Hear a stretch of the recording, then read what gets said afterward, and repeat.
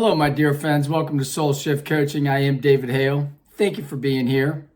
So how do we get from training day one to success? The days between, as I like to call them. Let's talk about those days between. The days between of, I'm going to stop this thing, or I'm going to turn over a new leaf, or tomorrow's the day. I'm going to kick tomorrow. Tomorrow's the day that I'm going to start hitting the gym. Tomorrow's the day that I'm going to give it all to my marriage. Tomorrow's the day that I'm going to get off of social media and go out and engage. Tomorrow's the day, tomorrow. And then tomorrow comes. And let's say, okay, first day, day one, what do? I call them TD1, training day one. TD1. Now what do? Hence the real work starts. Hence this is where the proverbial rubber meets the road. This is what separates the men from the boys and the women from the girls. This is where change is made, and that's why it's so difficult. And that's why only 10% of us really get changed and stay changed. I want you to stay changed. And if you're honest with yourself, you've been doing the hokey pokey life. 1 foot in, 1 foot out, never fully committing to anything except not committing. And how do I know? Because that's what I did for years. Half in, half out. As a famous book says, half measures avail us nothing. How many half measures do you have going on right now? If you took an honest assessment of all that you're engaged in, how many half measures do you have going on? If you're honest, there's probably a couple. Join the club. I'm right there with you. So let's talk about the days between. We're on training day one. We're getting off of social media. We're getting back into the gym. We're going to be intentional in our relationships. I'm going to stop skating around the edges at work. I'm going to not diet. I'm going to eat healthfully, right? The words that we use are so important. So the days between training day one until it catches momentum. See, that's what we're after here. If change was so easy, everyone would be living a transformed life. Everyone would be happy and joyful and successful, whatever success looks like. It's not always $1 million in the bank and the Cadillac in the driveway or what have you. Success can look myriad ways. But whatever success looks for you, content. I personally think success is being content with everything the majority of the time. That's success. So how do we get from training day one to success? The days between, as I like to call them. There's two famous stories I would like to recount for you. One is a little more recent and one is ancient. I'll start with the more recent one, okay? There's a famous movie based on a Stephen King book called The Shawshank Redemption. It is truly a film. It's not just a movie, it's truly a film. I suggest you watch it if you haven't watched it. Morgan Freeman and Tim Robbins are in a jail, in prison up in Maine. And long story short, Tim Robbins is getting ready to bust out. He was wrongfully convicted and he needs to bust out of this jail. He has many heart-to-hearts with Morgan Freeman. He's the older guy. He's been in prison longer. He's the sage, if you will. He knows how to get things inside. And at one point, Tim Robbins is essentially saying, hey, don't you want to get out of here? And they're out in the yard, and Morgan Freeman looks up, and he's looking at the walls of the prison on either side.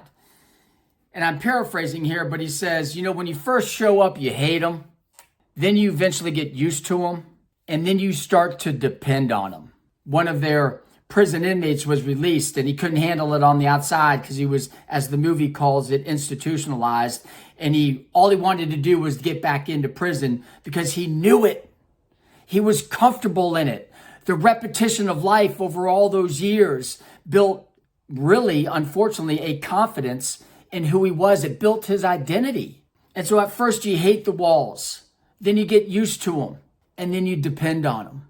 And that is just a beautifully sad, it's a beautiful explanation, but as sad as it might be, of how we can stay stuck, how we can stay in relationships that are unhealthful, how we can stay down a path of unhealthful eating, how we can just stay in unhealthful practices and thoughts. Another story, far more ancient, and whether you are a faith person or not, my humble suggestion is that you have to respect the Bible. There's no other book like it. And you could just look at it as an ancient text. You don't have to buy into all the precepts. That's an entirely different conversation. But everyone Everyone is at least faintly familiar with or has heard of the story of Exodus, where the Hebrew people, the Israelites, left Egypt and they escaped after 430 years of slavery, of bondage to the Egyptians. The Hebrews had finally left. And it's amazing. They're released and they're free and they're out. And once it starts to get a little tough, water gets a little scarce, food gets a little scarce, there's no real direction, there's no real leadership, they're just out there in the wilderness wandering, they start to grumble and complain. And paraphrasing again, they say, hey, why'd you bring us out here? Why did you set us free? It'd be better for us to go back and be slaves again, to be in bondage again, because at least we had food. At least we had our shelter. At least we had our meat and our bread. At least we had our 3 squares. At least we know who we were, in bondage though we were. And see, my friends, that's the issue. We get used to being in bondage. We get used to getting up and checking all of our social media right out of the gate. We get used to having dessert at the end of every dinner. We get used to staying up late and sleeping in. We get used to skirting the edges at work. We get used to it all. Because once you do it that first time, it gets that much easier. So what I'm showing here with these 2 stories is that over time, our mind and our body work in unison during the daily repetitions. And our thoughts and our actions mold into each other. They groove into each other, and it becomes a very powerful force. And what happens is the longer we allow our mind and our body to connect and groove together down these unhealthful patterns, the more we are working contrary to our very essence. Our very essence, that soul, that spirit, that still small inner voice that we all have that tells us right from wrong, that tells us not to skirt at work, that tells us we shouldn't eat the 15th cookie, guilty as charged, that tells us we should not make that final comment because we want to be right. It's that still small inner voice that puts us into check. It's that still small inner voice that encourages us to truly be free.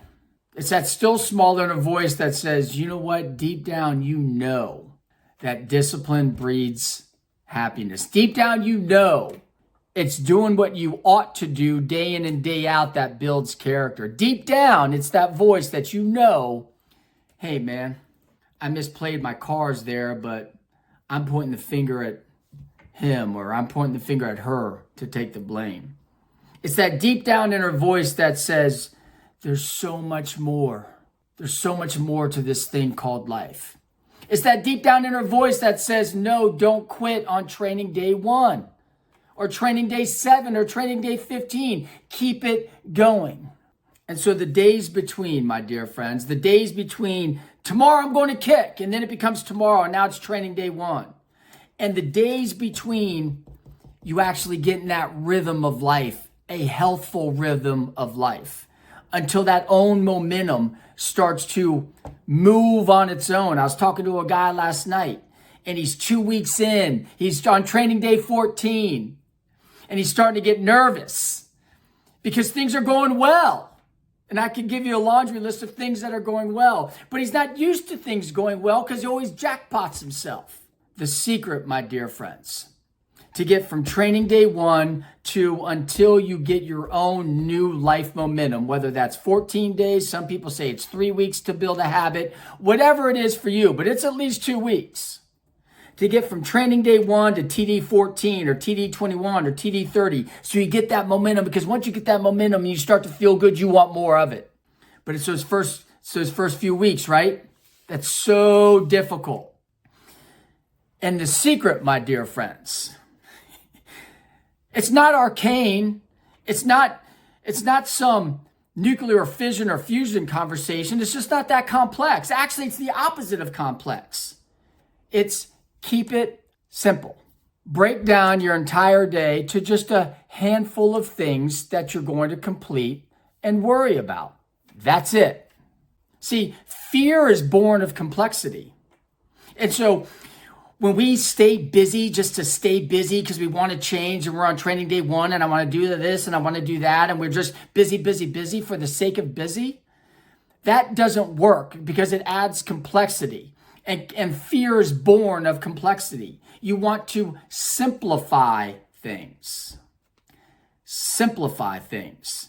Just a handful of things every day. That's it. Just a handful that you do every day and you do it well. And you do it in a routine at roughly the same time to build that rhythm, to build a new cadence. Because what you're doing with that new cadence and what you're doing with that new rhythm is you are building evidence to go against all of those unhelpful ways. See, all of those years you're going down that unhelpful pattern, negative thought beliefs, unhelpful actions that coincide with that unhelpful thought pattern, what it does is it just rack and stacks a wall. It builds a wall of a fortress in your mind that once you get down 5, 10, 15 years and you want to go training day one and you look up at this huge wall that you built over the years, you say, I can't, it's impossible. So many of you just never bother getting to training day one. You say, what's the point? I'm 100 pounds overweight. What's the point? I've been married this long. I might as well stay in it. I've been single this long. Might as well give up on looking. I've been in this dead-end job for 5 years. Might as well stay. No, negative. That's not what you're going to do. Control, Alt, Delete. You're going to start training day one.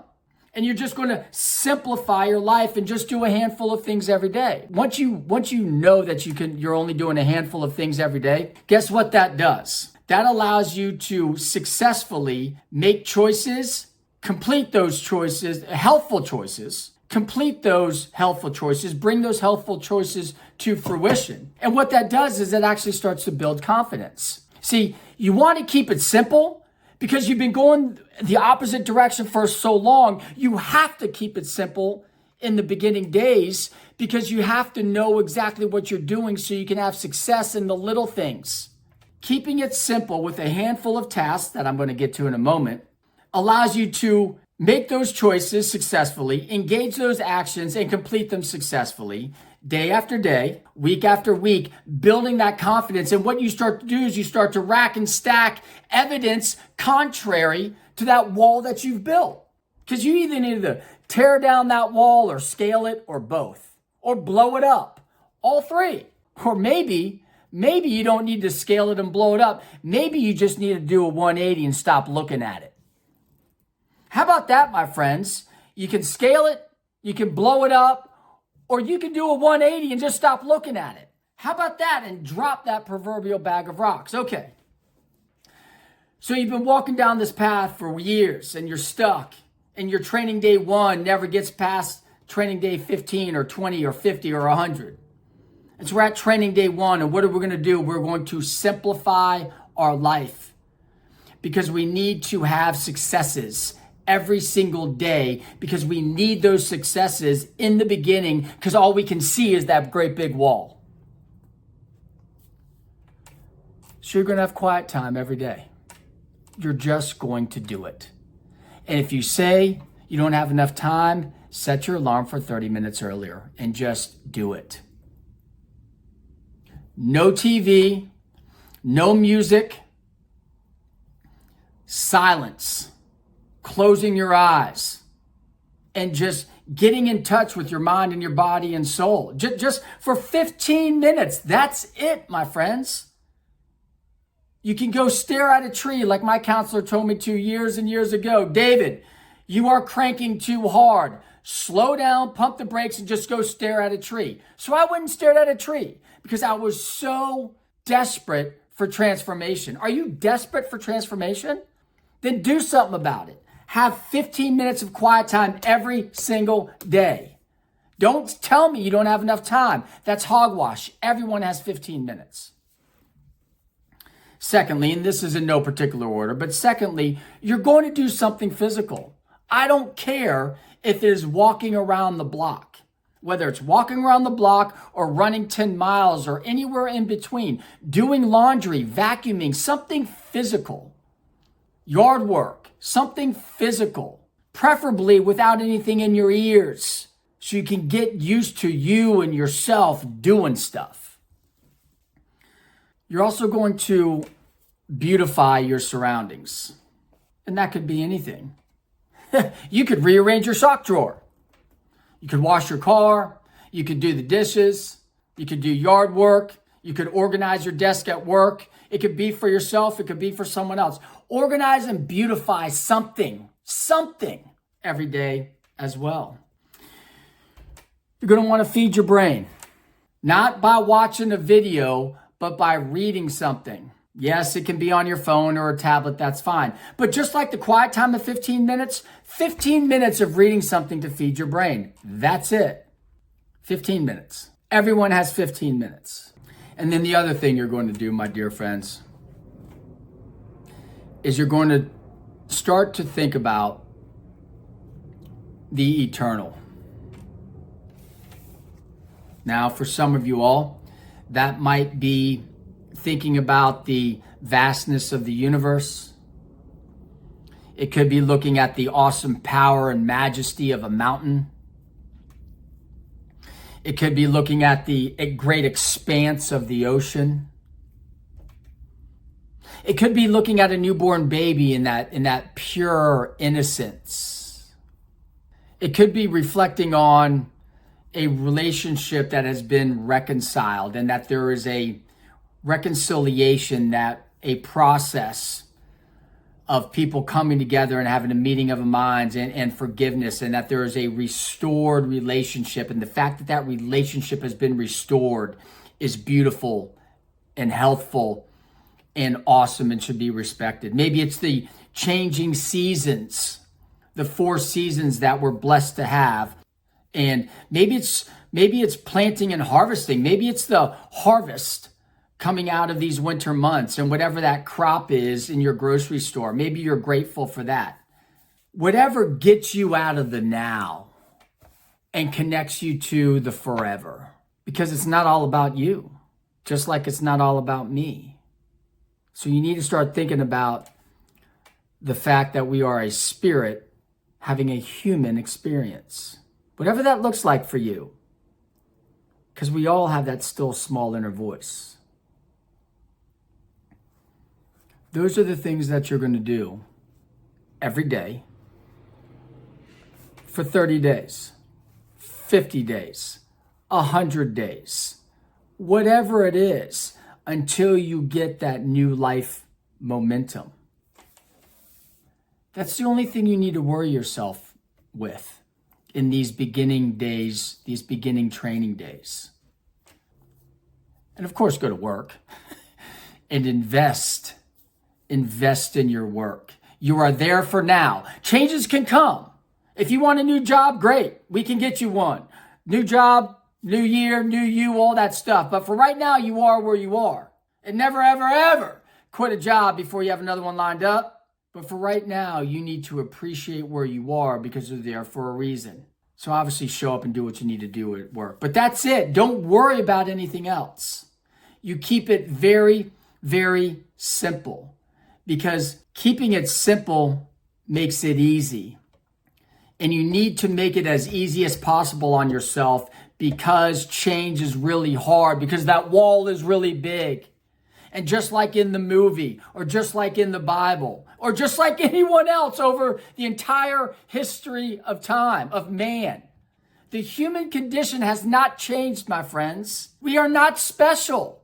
Yes, we might have iPhones, and people in the past didn't have iPhones. But as far as the human condition, nothing has changed. We're all asking the same things. We're all wanting the same things. We're all needing the same things.